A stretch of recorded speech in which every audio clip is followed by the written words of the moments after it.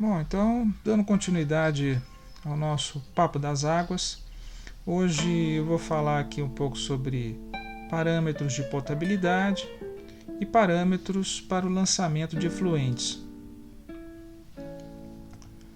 Então vamos lá. Primeiro, qual a utilidade desse tipo de conversa, né? Então vamos imaginar uma possível situação. Imagina que você tem um capital e quer investir em algum empreendimento relacionado à água. Então vem a questão: quais os profissionais que você pediria ajuda para identificar oportunidades de negócio e planejar o seu investimento, né? Com algum critério. Bom, nós vamos usar a imagem aqui de um quebra-cabeça, onde cada peça representa uma área do conhecimento, uma ferramenta que pode ser útil para lidar com assuntos relacionados à água. Nosso objetivo então é preencher esse quebra-cabeça, que, como você pode perceber, ele não está completo de propósito. Quer dizer, a ideia aqui não é fechar, né? Não é ter uma visão completa e total, mas é uma visão parcial, né? Sempre vamos ter uma visão parcial porque o conhecimento é ilimitado.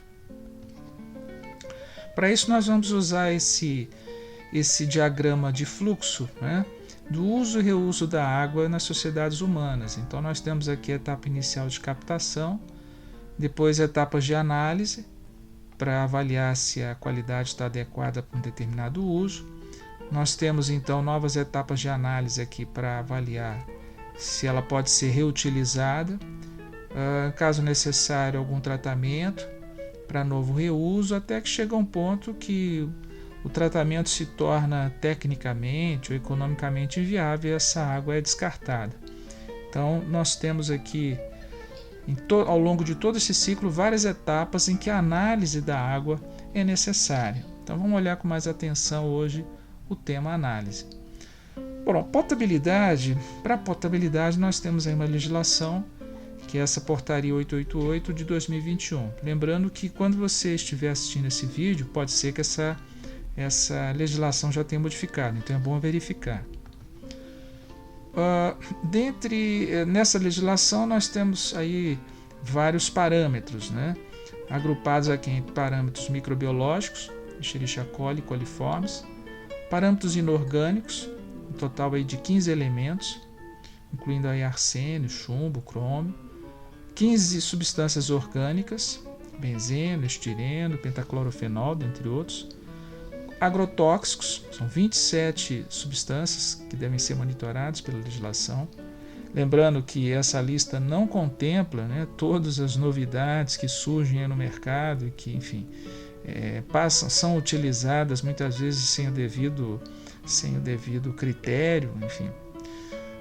Além deles, existem aqui o monitoramento de desinfetantes e derivados, então bromato, cloro residual, trialometanos, as cianotoxinas, que são produzidas por bactérias, né, em condições quando você tem matéria orgânica, e essas toxinas são altamente tóxicas, principalmente para o fígado, né?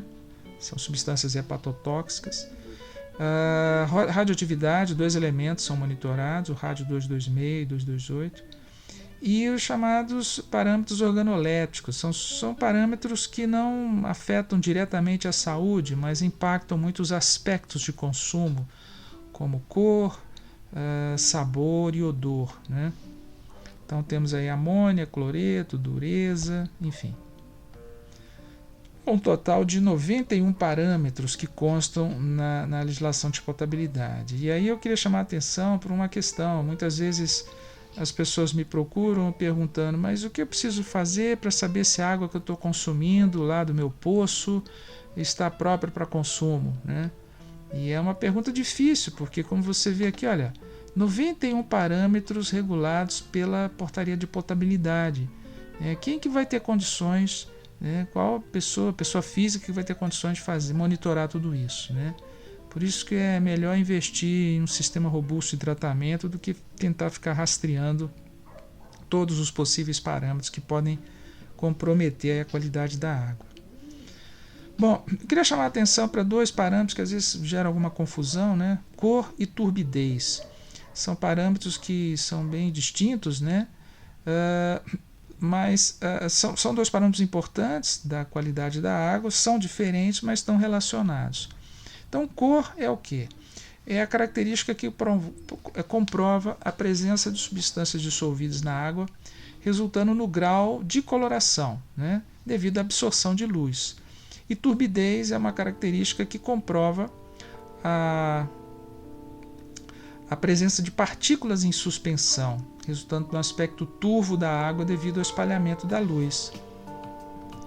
Então aqui, um exemplo. Nós temos esses dois frascos. Nesse aqui nós temos uma coloração amarela e aqui a coloração vermelha. Você veja que nesse segundo frasco nós podemos perceber a trajetória do feixe luminoso, né? Isso se deve ao fenômeno de espalhamento da luz. Então, a luz incidente numa amostra, ela pode sofrer três processos. Ela pode ser absorvida, né? Ela pode ser transmitida, né? Sem sofrer alteração, e ela pode ser espalhada. Então, a luz espalhada gera turbidez, e a luz transmitida, ou seja, aquilo que não é absorvido, é que vai conferir cor à água. Então, a cor da água é causada pelas substâncias dissolvidas que absorvem apenas alguns comprimentos de onda da luz. A luz branca é uma combinação de diferentes comprimentos de onda, que simplificadamente, né, o violeta na faixa de 380 nanômetros, azul, verde e o vermelho. Então, um exemplo simples aqui, imagina uma amostra de coloração azulada que está tendo a incidência de uma luz com todos os comprimentos de onda. Então, se ela é azul, né, se nós percebemos como azul, porque quais comprimentos ou qual comprimento que foi absorvido? Então, nesse caso aqui, simplificadamente, nós poderíamos, né, ter uma amostra de água nessa coloração devido à absorção do vermelho, né? Então você veja que o azul foi transmitido, o violeta e o verde, mas o vermelho foi absorvido e deu então esse aspecto azulado na água. Com relação à turbidez, aqui um exemplo, né, de várias amostras com um gradiente aqui de turbidez, uma amostra com baixa turbidez e outra com alta turbidez. Aqui é a fonte dessa imagem. Isso pode ser quantificado com o uso de padrões, que se usa em laboratório, o chamado padrão de Formazina, né? Então aqui um padrão de Formazina com 0 turbidez, nessa unidade NTU, unidade nefelométrica de turbidez, e aqui o mesmo parâmetro de Formazina com 400. Então, tem toda uma escala que é usada para calibrar os turbidímetros, né, em laboratório. Voltando agora ao item de análise, mas mais especificamente a análise de efluentes, né, quer dizer, aquela análise que deve ser feita antes do descarte do efluente num corpo receptor. Então, a legislação que regulamenta isso é o CONAMA 430 de 2011. Aqui está quer dizer, na época que eu estou gravando esse vídeo, né, então, como eu disse, verifique se ainda é essa legislação quando você estiver assistindo esse vídeo. Resolução CONAMA estabelece concentração máxima de poluentes nos lançamentos e considera 33 parâmetros químicos, fisicoquímicos e ecotoxicológicos. Cada estado tem sua própria legislação, mas pode ser mais restritiva que a legislação federal. Então, entre os inorgânicos, nós temos aqui, olha, arsênio, bário, boro, cádmio, chumbo, cianeto, cobre, cromo, aqui duas modalidades de cromo, cromo hexavalente e o trivalente. A gente pode ver aqui o limite do cromo hexavalente é 10 vezes menor que o trivalente, né? Portanto é o mais tóxico. Estanho, ferro, fluoreto, manganês, mercúrio, níquel, nitrogênio, prata, selênio, sulfeto e zinco, com as suas respectivas concentrações máximas permitidas. Entre os compostos orgânicos nós temos aqui benzeno, clorofórmio, dicloreteno, estireno, etilbenzeno. Muitos desses são analisados por cromatografia gasosa, tricloroeteno, tolueno, xileno e um parâmetro muito importante que é a avaliação da ecotoxicologia, avaliação ecotoxicológica. No artigo 18 estabelece: o efluente não deverá causar ou possuir potencial para causar efeitos tóxicos aos organismos aquáticos no corpo receptor, de acordo com os critérios de ecotoxicidade estabelecidos pelo órgão ambiental. Então, o que é a ecotoxicologia? Ela estuda os efeitos tóxicos de produtos químicos dentro de um ecossistema ou indivíduo, população ou uma comunidade. Um outro parâmetro importante da DBO, né, da legislação de efluentes, é a DBO, que significa Demanda Bioquímica de Oxigênio. A legislação estabelece o que se chama DBO 5 dias, né, que é a monitorada a 20 graus, que deve ter no máximo 120 miligramas por litro, né, de oxigênio consumido. Esse limite somente poderá ser ultrapassado no caso do efluente oriundo de um sistema de tratamento com eficiência de remoção mínima de 60% de DBO. Mas afinal, o que é DBO? Vamos lá. Muitos organismos aquáticos, peixes, crustáceos, bactérias, necessitam de oxigênio dissolvido na água para sobreviver. Em condições de saturação, né, o oxigênio gasoso se dissolve na água na faixa de 8,3 mg por litro, uma concentração baixa. Os organismos aeróbicos utilizam esse oxigênio dissolvido para degradar matéria orgânica, né, liberando CO2, água e produzindo energia. A DBO, portanto, é a quantidade de oxigênio que é consumida em uma amostra de água como resultado da oxidação biológica da matéria orgânica pelos micro-organismos aeróbios. É avaliado experimentalmente, determinando a concentração de oxigênio dissolvido inicial e depois de 5 dias de incubação de uma amostra de água selada e mantida no escuro, a temperatura constante, normalmente 25 graus. Então aqui o frasco clássico de DBO, uma estufa, um medidor de oxigênio dissolvido dentro do frasco fazendo a medição. A DBO determinada dessa forma é chamada, portanto, DBO 5 e corresponde a cerca de 60% a 80% da DBO total ou completa.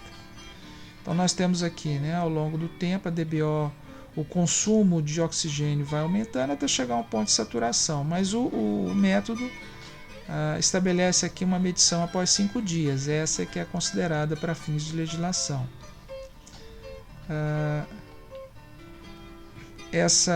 Quanto maior a carga orgânica nesse efluente, maior vai ser o consumo de oxigênio, que pode comprometer a concentração de oxigênio de um corpo receptor, de um rio, de um lago, enfim, comprometendo a vida. Um outro parâmetro também, né, contemplado no CONAMA é o TOG, né, óleos e graxas totais. São aquelas substâncias solúveis em hexano, óleos e graxas, até 100 mg por litro. Óleos minerais é permitido até 20 mg por litro e óleos vegetais e gorduras animais até 50 mg por litro.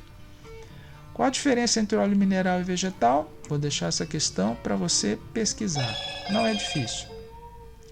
Portanto, potabilidade contempla aí 91 parâmetros e efluentes 37 parâmetros, ou seja, é muita coisa para ser analisada, né? Por isso, nós incluímos aqui a química analítica no nosso quebra-cabeça, lembrando, né, que a caracterização química e físico-química é fundamental no diagnóstico da qualidade da água, definindo possíveis usos imediatos ou indicando a necessidade de tratamento. Então, encaixamos aqui a nossa pecinha de química analítica no nosso quebra-cabeça. Então é isso. Por enquanto é isso. Obrigado e até o próximo Papo das Águas.